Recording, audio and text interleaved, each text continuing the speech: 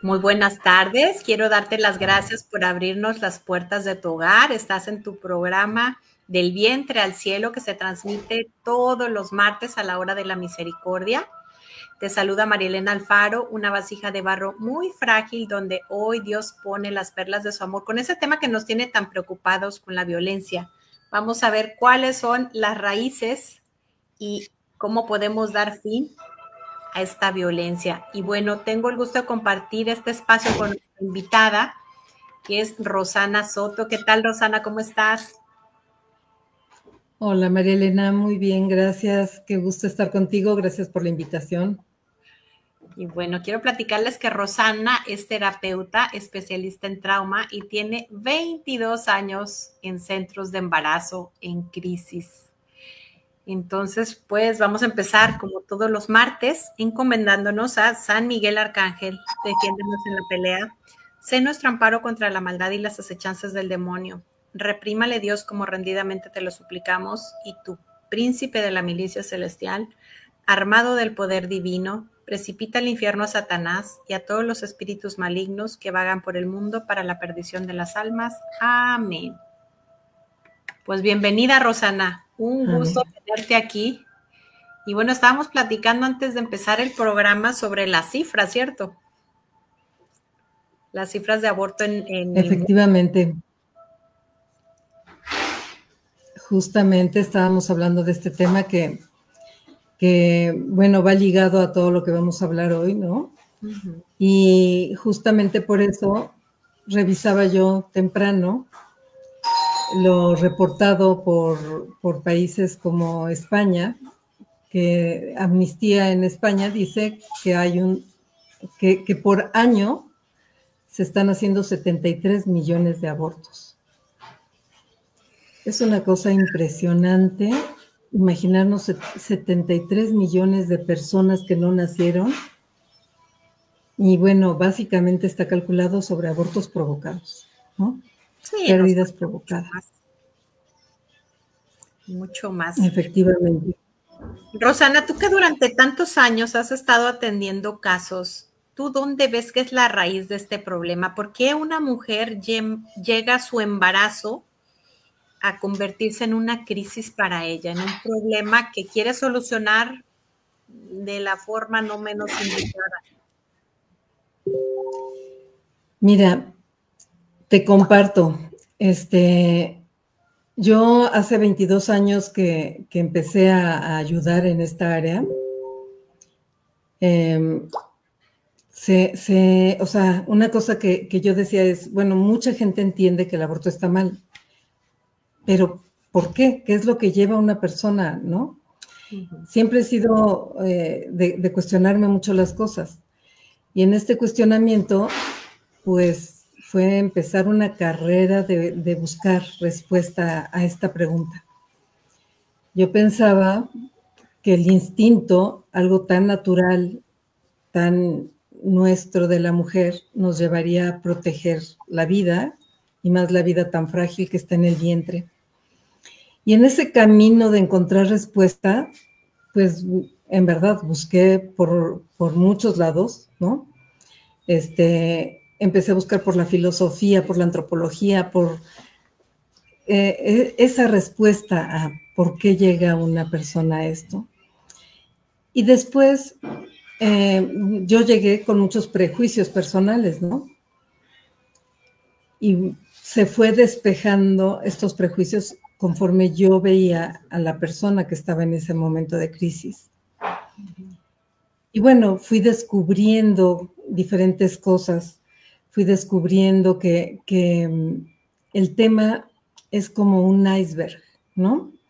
En el que uno ve esta persona que quiere perder esa vida que tiene en el vientre, y en un principio solo veía el exterior. Ay, ¿me permites un segundo? Perdón. Claro que sí. Exactamente, yo lo he encontrado. Cuando una mujer llega a un centro a buscar ayuda, es la punta del iceberg. Abajo de todo eso hay una problemática inmensa. Gigantesca. Y en este camino, pues bueno, lo primero que pensaba yo, ¿no? Es pues es por desconocimiento. Vamos a empezar a hablarle de lo que le está pasando. Y justamente, ¿no? Pensando en que era la ignorancia, empezamos a presentar el desarrollo intrauterino, a mostrar cómo la vida comienza desde que hay esa unión del óvulo y el espermatozoide, y estudiamos bioética para poder explicar la maravilla de lo que es el desarrollo intrauterino y poder explicárselo a las personas que llegaban con nosotros, y cómo ocurren hechos tan maravillosos, ¿no? Que en el momento, o sea, se une el óvulo con el espermatozoide, pero pasan, digamos, todo es rápido, pero pasan momentos en los que los núcleos se rompen y entonces se une la cadena de ADN del espermatozoide con la del óvulo, y en el momento en que hay esa fusión, hay una explosión.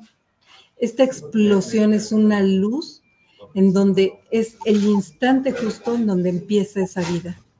Porque en ese instante es cuando se forma el ADN y comienza este camino tan rápido, ¿no? De ir creciendo esta vida. Entonces, bueno, justo fue explicar esto, y sí, por supuesto que esto ilumina es un camino de empezar a reconocer, sí, sí es cierto, hay una vida, pero no puedo tenerla, ¿no? Era la respuesta de muchas mujeres, pero no puedo. Y entonces seguimos en este camino de exploración. Y bueno, otra de las razones que vemos y que socialmente se reconocen es, no, pero es que si no hay dinero, ¿no? Sin embargo, a través de la experiencia, una de las cosas que a mí me sorprendían era escuchar que el más humilde era el que con mayor sencillez decía, donde comen dos, comen tres. Sí. Y el mayor problema lo ponía la gente, digamos, que tenía más capacidad económica, que decía, no, es que tengo mi proyecto y quiero comprar y quiero hacer, y ¿no? Y entonces eso nos lleva a otra pregunta. ¿Qué los lleva a poner por encima de la vida de su hijo? El tener, ¿no? En pocas palabras es el tener, más que el ser, ¿no? Y bueno, seguimos en esa querer conocer y querer saber, y también encontrábamos otros grupos, ¿no? Que todo esto era dentro de la parte de arriba del iceberg, en donde anteriormente sobre todo era, no, es que mi familia me va a rechazar. Si saben que este bebé está fuera del matrimonio, si saben que no me respondió mi pareja, esto me van a correr. Sin embargo, esto fue hace 20 y tantos años. Esto pasaba todavía hace 15 años. Pero empezamos a ver que el tema se vuelve más común, que en cada país se va aceptando las leyes, y empezamos a ver que las promotoras a veces eran las mamás, ¿no? ¿Cómo mi hija va a tener este bebé? Mejor que aborte.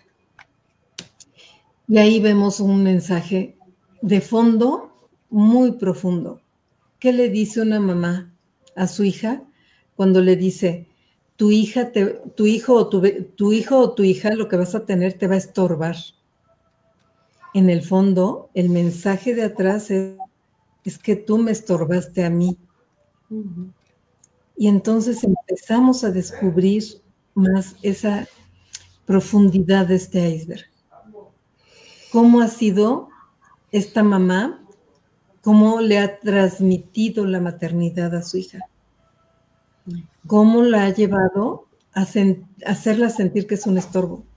¿Cómo no ha reconocido su dignidad y el bien que es un hijo, ¿no? Que nos hace a veces sufrir, a veces padecer, a veces esforzarnos. Lo vimos en aquellos que ponían el pretexto de la economía, cómo los hizo esforzarse para superarse. Entonces, en el fondo, fue difícil, pero los llevó a crecer, ¿no?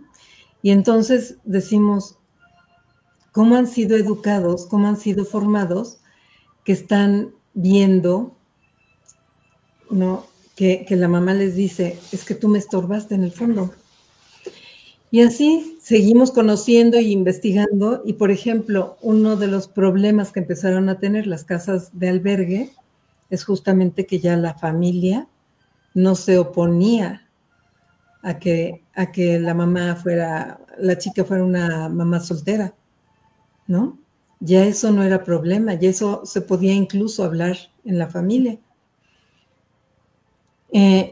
Vimos que esta justificación fue perdiendo valor a través de los años. Hoy prácticamente si le digo yo a una chica, oye, ¿qué pasa si en tu familia se enteran? Ay, no, ellos son los primeros que me dicen que aborte, ¿no? Algo que es bastante doloroso. Cuando un bebé debe ser motivo de alegría en una familia porque es un nuevo miembro, ahora resulta que la misma familia lo promueve. Y todo esto nos lleva a la pregunta, ¿qué está pasando, no, en todas estas familias?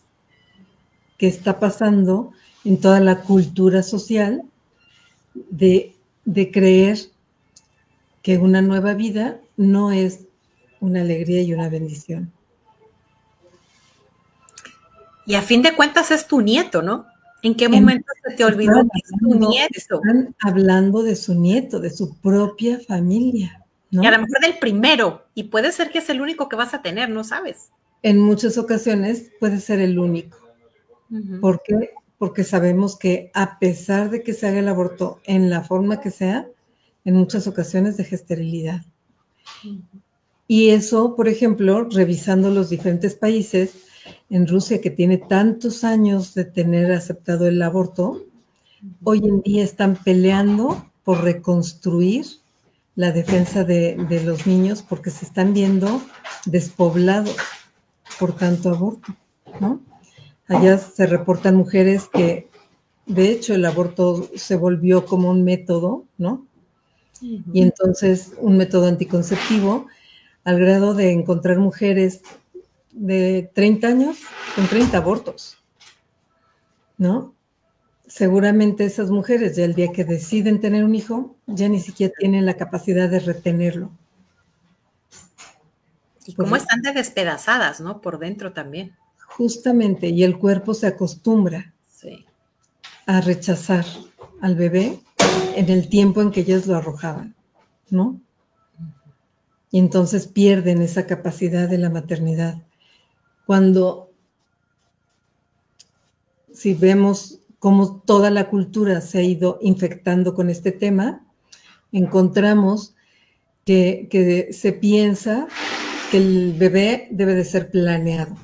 Y entonces, si no fue planeado, hay que rechazarlo. Y es otro de los factores que podríamos encontrar arriba del iceberg, ¿no? Creer que tenemos el control sobre la vida y la muerte.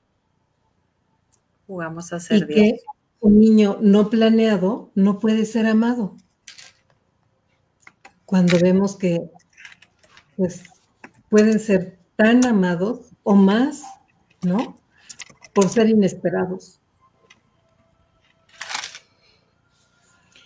Y bueno, dentro de estos caminos, de estas preguntas, encontramos que en muchos casos, y eso es algo que ya más hoy en día que hace 20 años, estos bebés a veces son productos de una infidelidad, ¿no?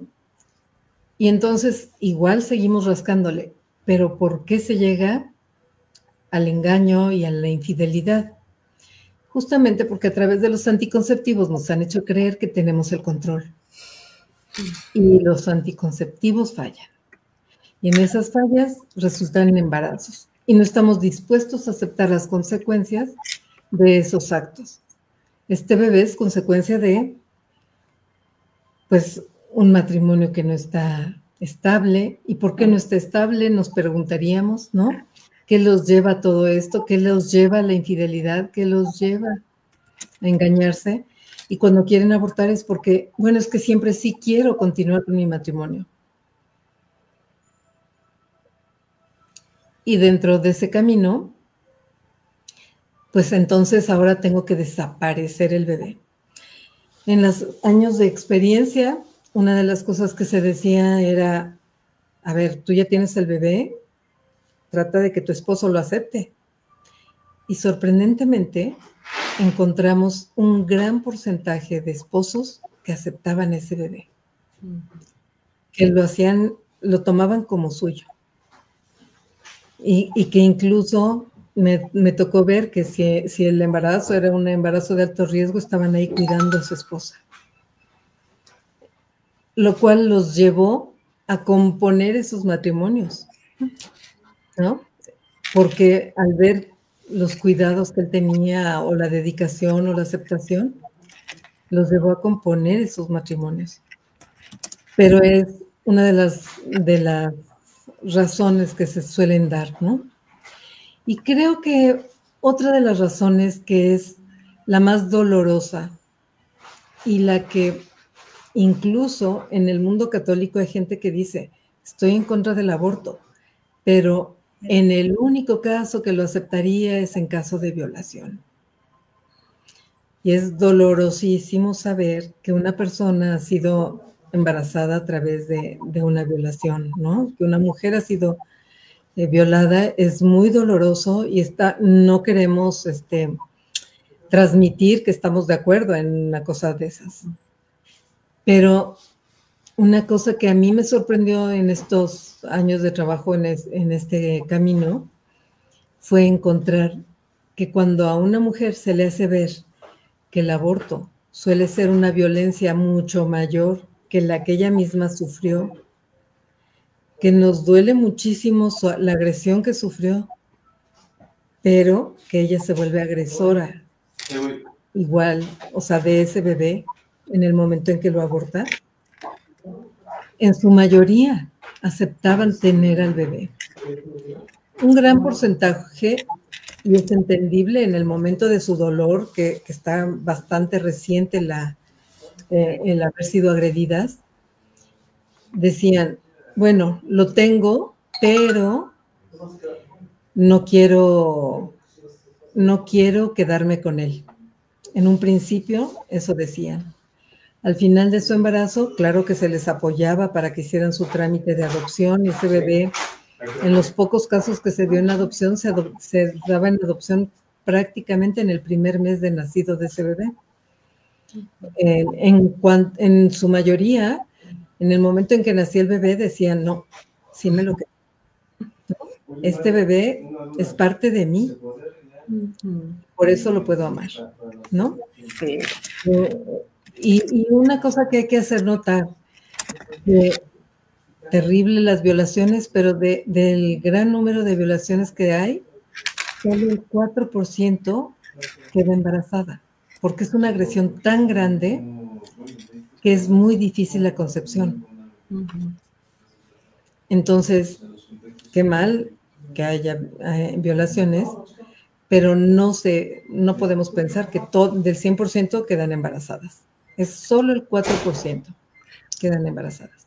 Pero es que los medios utilizan estos casos, porque para empezar tiene que ser en su periodo fértil. Además, el útero se cierra por el trauma que está viviendo y el moco cervical se espesa, es decir, el cuerpo está hecho de una manera tan sabia que los casos donde Dios lo permite, solo Él sabe para qué.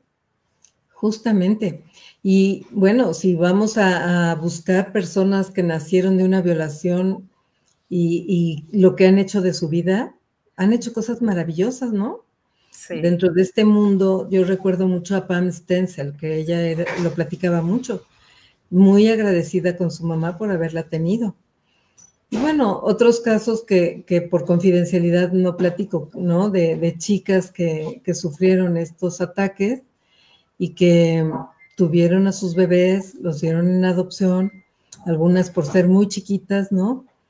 Otras porque la situación de vida no les permitía quedarse con el bebé, pero en el fondo de su corazón terminaron amando a ese bebé, y por amor lo dieron en adopción, ¿no? Entonces, bueno, vamos encontrando a través de todo este camino que las razones pueden ser múltiples, ¿no? Las razones que socialmente se conocen son los mismos argumentos que se usan para legalizar el aborto, ¿no? Sin embargo, les podemos encontrar una respuesta o una solución a todas esas causales que se usan socialmente. Siguiendo profundizando en este camino, como tú sabes, parte de mi camino fue no solo ayudar a las mujeres que estaban embarazadas y querían abortar, tratando de ayudarlas a solucionar sus problemas para que tuvieran a su bebé, sino también ayudar a todas aquellas que habían abortado para sanar en su vida. Y justamente ahí fue donde empecé a encontrar digamos que todo lo que estaba abajo del iceberg. Una de las cosas sorprendentes es justamente en la forma de haber sido educadas, en la violencia sufrida a lo largo de su desarrollo y, bueno, más aún cuando hay un abuso en su vida sexual. Pero, mira, es sorprendente que revisando la cantidad de mujeres que han sanado de un abuso, de una pérdida gestacional intencional, puedo encontrar que yo puedo decir que es el 99% el que ha sufrido un abuso sexual. Que algunas lo reconocen como tal y otras lo han minimizado. Porque socialmente ni siquiera es un tema del que se habla muy poco, ¿no? Y porque, pues bueno, hasta hoy actualmente se está empezando a conocer diferentes formas muy efectivas de ayudarlas a sanar. Pero, digo, te platico de una situación que llegó a ser a veces recurrente. Llegaban para querer sanar por la pérdida de la pérdida intencional de sus bebés, su bebé o bebés, ¿no? Y al estar trabajando con ellas, siempre una de las preguntas es, ¿en tu niñez sufriste algún abuso sexual? Y muchas, en el primer momento, la respuesta era no. Continuamos trabajando porque obviamente no quiere uno sacar algo que no existe, ¿no? Continúa uno trabajando y en algunos casos, al terminar ya, al sanar esta parte de la pérdida, tiempo después, en una ocasión, pasaron 2 años, que estando en otro retiro de sanación, se le viene el recuerdo de que fue abusada sexualmente. Hasta ese momento fue cuando reconoció sus abusos sexuales, porque vendría la pregunta, ¿por qué no cuando estuvo trabajando conmigo? Ella sí llegó y me preguntó, ¿por qué si estuve trabajando tanto tiempo contigo? ¿Por qué? ¿Por qué no? Y encontramos la respuesta. Y la respuesta está en que Dios no te permite a veces tocar el dolor que todavía no estás lista para ver. Nosotros, como acompañantes de esas personas, tenemos que tener la prudencia de saber que si no están listas, hay que esperar. Claro. Porque sería enfrentarse a un dolor tan profundo como este que te estoy platicando de esta chica, ¿no? Que me decía, pero ¿por qué no lo vimos? Porque no estaba preparada. Y lo entendió después con el tiempo, ¿no? Dios me lo permitió ver hasta que yo estuve lista. Y si se viniera todo de golpe, a lo mejor nos desequilibraríamos. Nos volveríamos locos, ¿no? Creo yo. Rosana, permítame interrumpirte un segundito. Es que de verdad que una de las cosas que yo le doy tantas gracias a Dios es del subconsciente. Porque yo creo que para ir sanando, a mí me lo han explicado muchos psicólogos, es como una cebolla. Tienes que ir Sí, quitando una capa, otra capa, sí, otra capa. Y bendito sea Dios que hay psicólogos, que hay terapeutas que tienen esa paciencia de entender. Y hasta Dios justamente. paso. Hace poquito estaba leyendo lo que me escribió, me puse a leer cosas que había escrito hace mucho tiempo. Una amiga que me escribió, a veces que yo estaba cansada por un proceso de abuso que he pasado, que ha sido largo, me decía que el Papa decía que hay que tener paciencia y no hay que adelantar los procesos de Dios. Así es, así es. Asimismo, por eso te digo, el porcentaje de personas que tienen una pérdida intencional sí llega al 99%, aunque a veces ellas mismas te hacen mención de, pues había un familiar que me hacía X cosas, ¿no? Pero lo viven como, era una experiencia X, ¿no? Pasajera. Y uno alcanza a percibir que pues no es natural que una niña, un niño en una edad infantil de inocencia, ¿no? Se ha enfrentado a experiencias que no son las que le corresponden vivir, ¿no? Los enfrentan a una erotización que justamente su psique, para mantenerlos sanos, lo deja en el inconsciente que tú mencionas, ¿no? Lo manda al inconsciente y lo dice, ahí guárdalo hasta que sea el momento, ¿no? Pero encontramos que hay mucho dolor en esa persona. Y así entiendes cómo algunas personas que no han sufrido de esto, pues tienen más herramientas para sacar adelante esos embarazos, a lo mejor no planeados, a lo mejor eh, forzados, que son en situaciones quebradas, tienen más herramientas porque no estaban tan lastimadas previamente, porque su dignidad había sido respetada. Cuando la dignidad no se reconoce desde que eres niño, ¿no? No te van haciendo que te enfrentes a conocer esa dignidad que tienes, ni te la defienden, ¿no? Rosana, permíteme interrumpirte un momentito porque me parece que puedo aportar algo importante que yo he ido descubriendo. Yo esta semana, providencialmente, a veces la gente no lo entiende, pero yo llevo muchos años en terapia, sufrí un abuso muy fuerte. Eso no significa que yo no viva feliz, no significa que si Dios pasara mi película de la vida y apenas fuera a nacer y me dijera, ¿lo quieres pasar? ¿Va a servir para sanar un alma? Claro que sí, lo vuelvo a pasar todo. Eso no significa que hay momentos en mi vida en que yo siento un dolor muy profundo, que estoy con mi esposo y pues trato que no se dé cuenta, trato de no amargarle el día, o sea, a veces él se da cuenta la cara que yo tengo, o lloro, en la noche se me salen las lágrimas y él está dormido, pero siente y me abraza.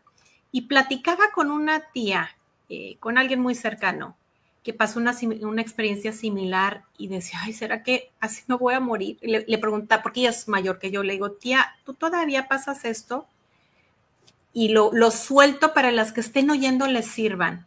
Me dice, y porque ella siempre, bendito Dios, va un paso adelante que yo, muchos adelante que yo, y me da mucha luz. Me dice, ¿sabes cómo sané? Pídele a Dios que te devuelva tu inocencia. Entonces, y te digo, esto es algo de hace una semana, ¿eh? O de hace unos días. Entonces, si hay alguien aquí que nos está escuchando, digo, he encontrado últimamente muchas herramientas para seguir. Entonces, estoy trabajando en muchas cosas y esta es una de ellas. Señor, devuélveme esa inocencia. Es más, a mí no me da pena decir estas cosas porque digo, a una persona que le sirva no me importa. Y si yo tuve mucha vergüenza de niña, Dios me la quitó para la radio para que le sirva a un alma. El otro día platicaba con una amiga, me estaba dando, ella es acompañante espiritual, no es mi directora espiritual, pero me estaba ayudando con algo. Y una de las cosas que me sugirió, me dice, haz la letanía de la confianza. La leí, no sentí algo así muy fuerte. Dije, voy a seguir a su sugerencia, la voy a hacer. Dios de mi vida, cuando empiezo a leer, haz de cuenta que escucho mi voz interior. Fíjate lo grave que es a mis 55 años. Y dice, yo misma diciéndome, fíjate el sentimiento que tenía enterrado.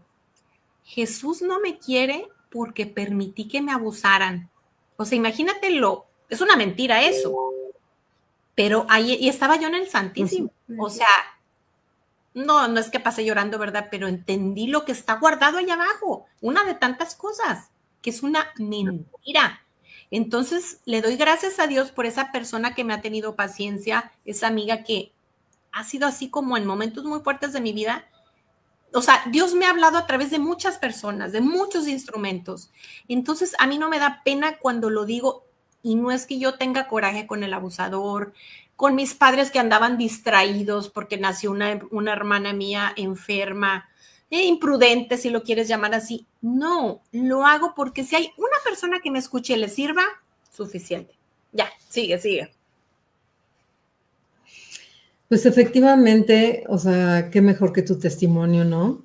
El dolor de no haber sido reconocida en tu dignidad y de haber maltratado tu esencia, nos marca de por vida.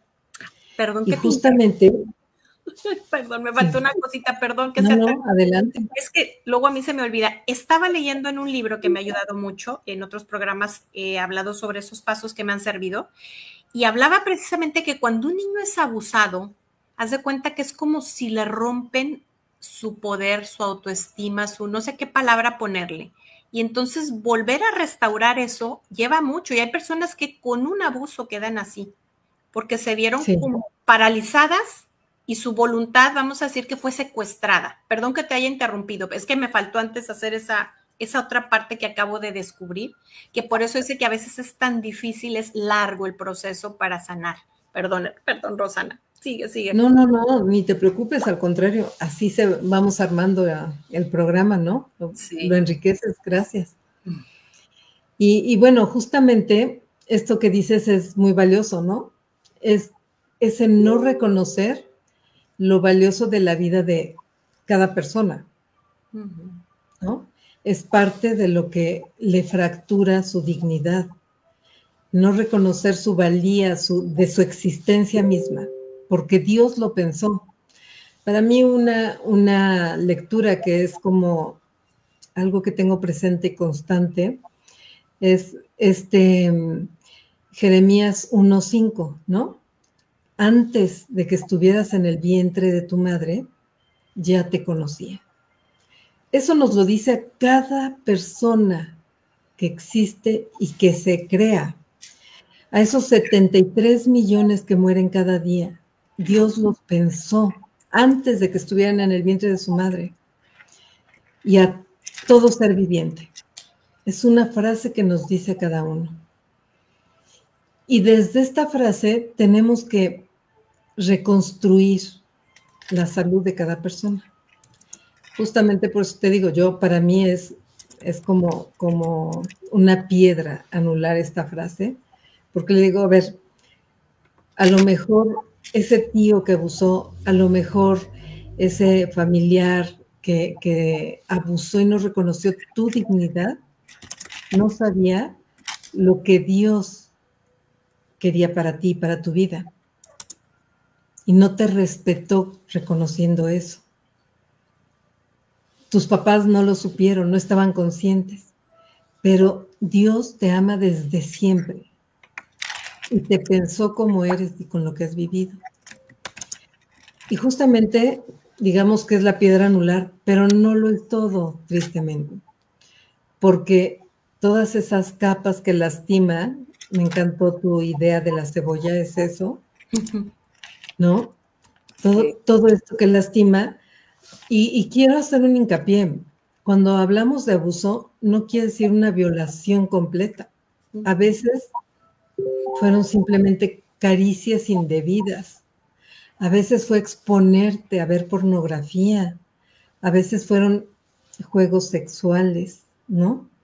O sea, las formas de romper la dignidad de la persona son múltiples. Y a veces para un niño que es tan frágil, tan inocente, tan puro, exponerlo a ver simplemente pornografía es suficiente. De que ya su desarrollo en esa área no sea el natural, no sea el sano, no sea completo. Y digamos que por eso tenemos que ir sanando cada capita hasta poder sanar esa inocencia y llegar a ser como cuando nacimos, ese que Dios nos pensó, ¿no? Ese ser precioso y maravilloso que Dios nos pensó. Y que se haya manchado nuestro desarrollo por lo que sea, Dios nos sigue amando. Incluso manchado por experiencias que ya hemos decidido nosotros, ¿no? En las que nos vamos decidiendo herir.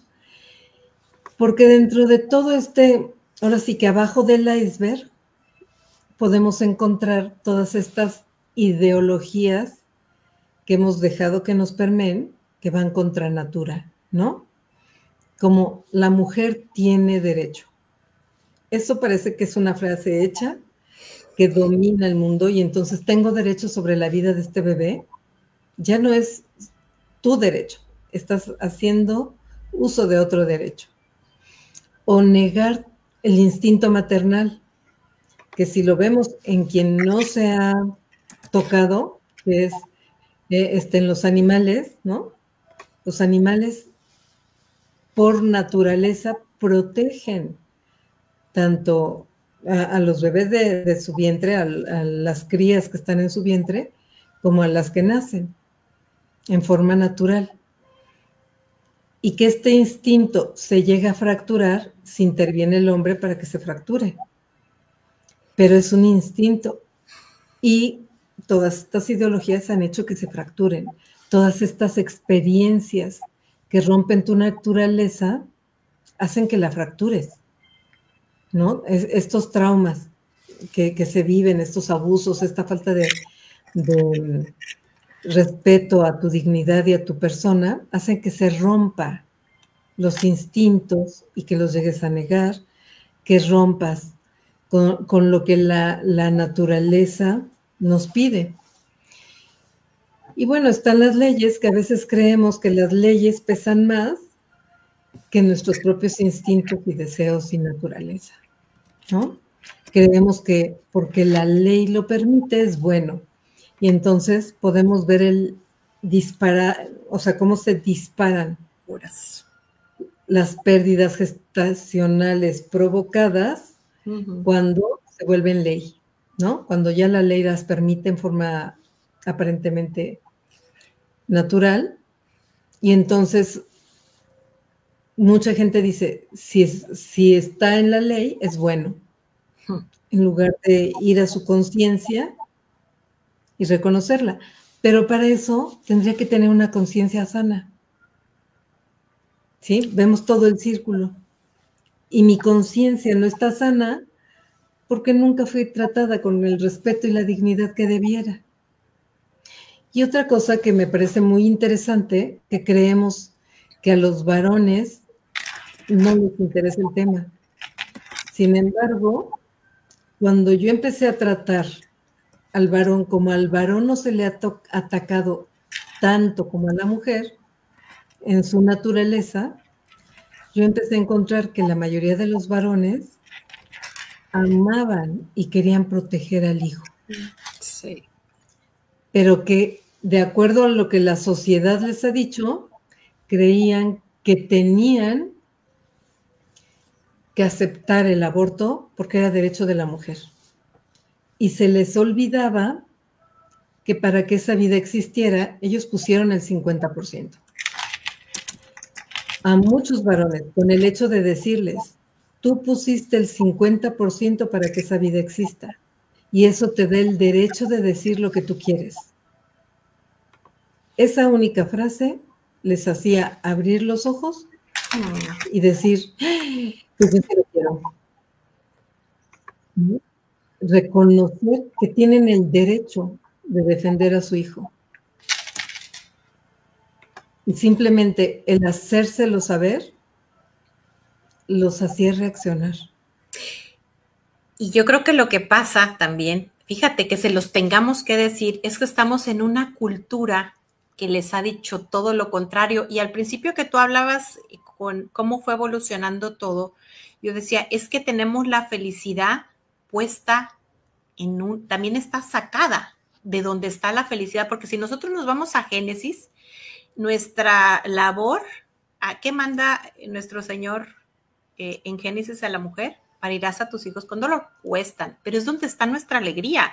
Yo no he tenido una alegría más grande que la maternidad. Yo nunca cambiaría mi genitalidad por haber nacido hombre. Claro, mi esposo es feliz de ser hombre, pero y él con su rol de papel de proveedor, de protector, pero hemos puesto la felicidad en lo que los medios nos dicen, en trabajar para tener dinero, para comprar, para ser feliz. Y eso no nos da felicidad. Es justamente por eso parte de lo que está como oculto, porque es como una nata que va avanzando y nos va permeando a todos, y a veces vemos en las familias con mayor conciencia de la fe y que la practican, pero no se dan cuenta que si no cuidan y hacen hincapié en la educación de sus hijos en estos temas, esa nata permea, se mete a través de las escuelas, se mete a través de los medios, y a veces encontramos que esos hijos dicen, bueno, pero cada quien, bueno, pero en estos casos, ¿no? Cuando pues la vida es el valor más grande que tenemos y la gracia más grande. ¿Por qué? Porque Él nos pensó. Y con el solo hecho de pensarnos es que empezamos a existir, y por eso, o sea, por eso es la grandeza de proteger nuestra propia vida, ¿no? Porque Dios nos pensó a cada uno de nosotros y nos sigue pensando a cada ser que viene a la vida. Y bueno, dentro de esta trayectoria, sí, dime. No, sigue. Perdón. Sigue. Pues bueno, no quisiera quedarme con esta idea, ¿no? Pues, que sí es bastante triste y bastante terrible el que haya tanta gente a la que se le ha quitado su dignidad, que esté lastimada, que esté herida, o tantas vidas que se pierden a través de estas prácticas del aborto o de, como quieras, interrupciones. La violencia, ¿no? en el vientre. Esta violencia hacia la vida, ¿no?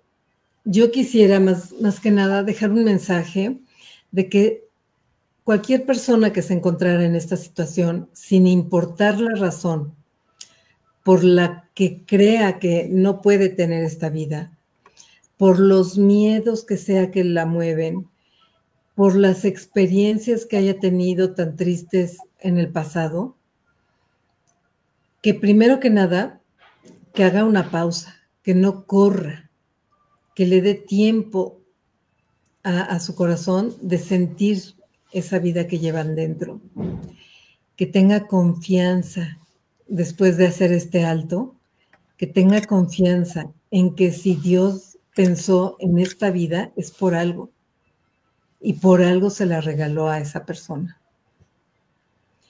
Y después de confiar en la vida, que confíen en sí mismas, que tengan esperanza, porque esta personita llegar siempre nos va a hacer crecer y ser mejores. Y para todas aquellas personas que han sufrido un aborto, sobre todo en los casos en que es provocado, que no minimicen esta experiencia, que no digan, yo ya lo superé, ya lo dejé atrás, ya no pienso en eso.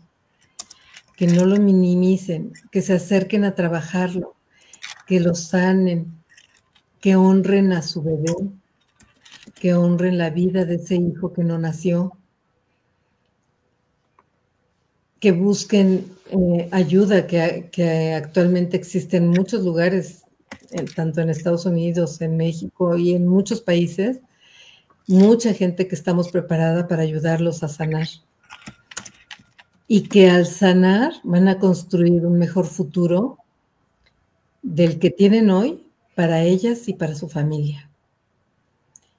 Y tanto para unas como para otras, que llenen su vida de esperanza, que aprovechen el año de la esperanza, en buscar agarrarse de ella y salir adelante. María Elena, te veo paralizada. No, yo sí estoy, sí, bueno, no sé si me alcanzas a escuchar. Yo sí te escucho. Precisamente ayer, no sé si me estoy María escuchando. Elena. Allá. Bueno, sí, creo que el internet de Rosana nos está fallando, pero precisamente el día de ayer teníamos la lectura del primer fratricidio, que es Caín y Abel, que está en Génesis 4, del 9 al 11. ¿Y qué es lo que pasa? Perdón, voy a leer aquí un poquito. Dice, Caín dijo a su hermano Abel, vamos afuera, y cuando estuvieron en el campo se abalanzó sobre su hermano y lo mató. El Señor le preguntó a Caín, ¿dónde está tu hermano Abel? No lo sé, respondió Caín. ¿Acaso soy yo el guardián de mi hermano? Pero el Señor le replicó, ¿qué has hecho? Escucha la sangre de tu hermano, grita a mí desde el suelo. Por eso maldito seas, lejos del suelo que abrió sus fauces para recibir la sangre de tu hermano derramada por ti. Cuando cultives, no te dará más fruto y andarás por la tierra errante y vagabundo. Ay, perdón. Se salió Rosana, pero ya, aquí Sí, está. yo creo que fue mi señal que estaba baja. No, yo aproveché para leer, estaba explicando que, no sé si alcanzas a escuchar, que ayer precisamente tuvimos la lectura del primer fratricidio, Caín y Sí, te Abel. escuché. Y no sé si a ti te ha tocado, pero bueno, yo creo que yo en casi todos los casos que he atendido, siempre hay alguna, la jovencita cuando llega tiene Sí. una... Sabes que está...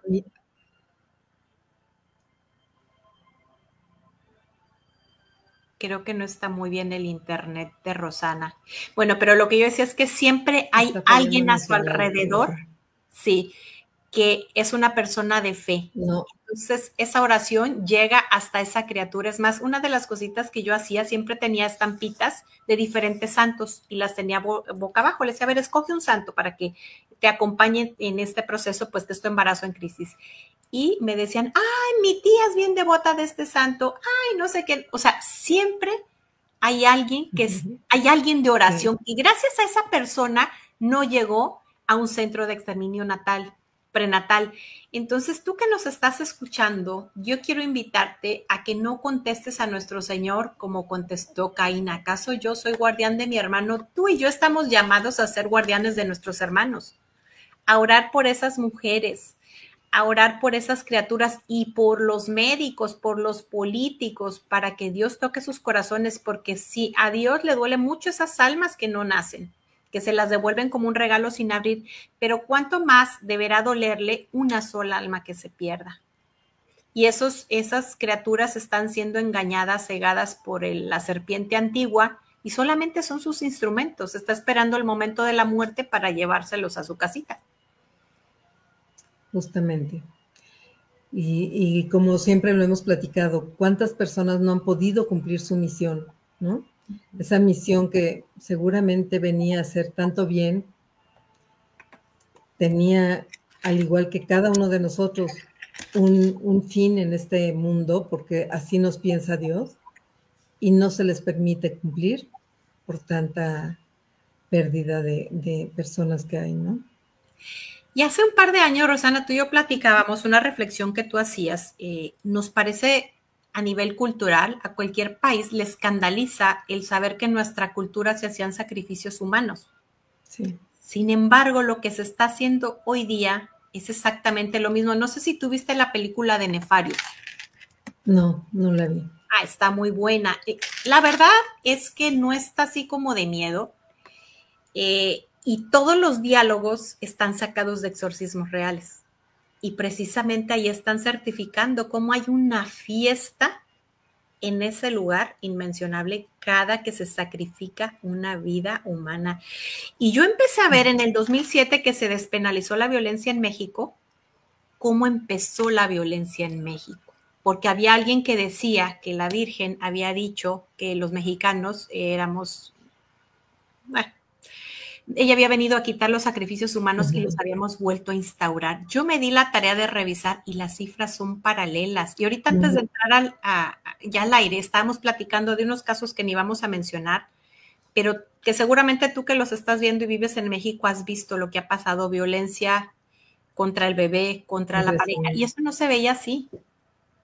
México se está volviendo un país violento y cada vez vemos más cerca, ya no es una persona que no conozco, es el amigo de mi amigo. Justamente, ya es muy, muy cerca toda la violencia y muy fuerte, ¿no? A niveles más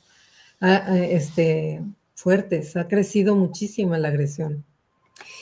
¿Cómo podemos esperar si nosotros estamos indiferentes ante la violencia en el vientre que no haya violencia fuera de él? O sea, la violencia contra el más pequeño, inocente, indefenso, la genera fuera.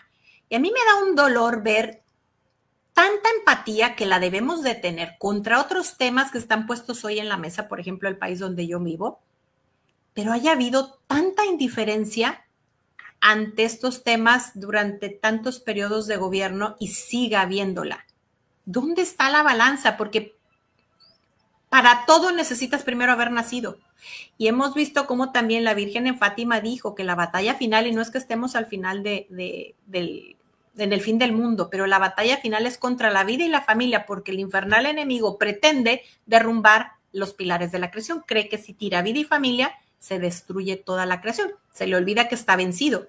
Pero también a nosotros se nos olvida que tenemos el papel de ser guardianes de nuestros hermanos. Y la Virgen dijo también enfática que aquí es donde se define de qué lado estamos de la batalla, de qué lado somos soldados. Así es. No, y bueno, dentro de todo esto no nos queda más que en este año de la esperanza agarrarnos, confiar en el ser humano, confiar en Dios, confiar en la humanidad y promoverlo, ¿no? Promoverlo tanto la educación del respeto al otro, de la dignidad de la persona, volvernos promotores y protectores, ¿no? De la vida. La vida y de la familia. Porque sin vida no hay esperanza. No hay nada, exactamente.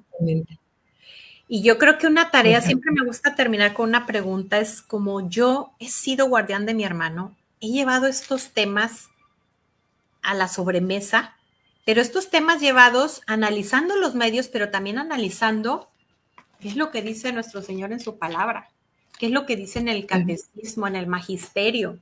¿Lo saben mis hijos de mi boca? Sí. Porque si no se los explico yo, los medios se van a encargar de hacerlo. Exactamente. Y de transquiversar todas las ideas, ¿no? Sí. Así es.